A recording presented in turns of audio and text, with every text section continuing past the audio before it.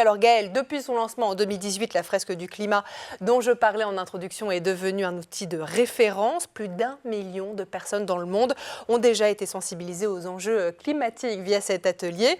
Et fort de ce succès, eh bien, le modèle a été décliné dans tout un tas de domaines. On trouve ainsi la fresque de la biodiversité, du numérique, du sexisme, de la finance, du numérique justement.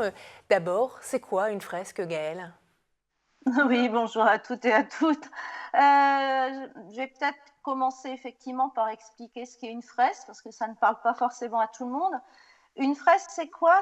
C'est en fait un serious game, donc c'est un jeu en équipe où on va en fait de façon collaborative manipuler des cartes.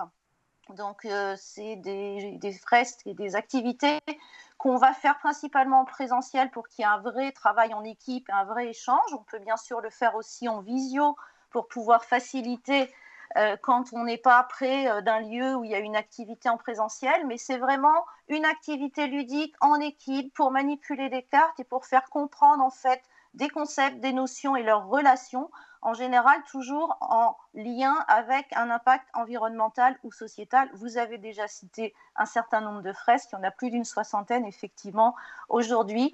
Le but, c'est de sensibiliser les gens pour que derrière, ils puissent se mettre en action par rapport à une thématique qui touche à l'environnement ou au sociétal.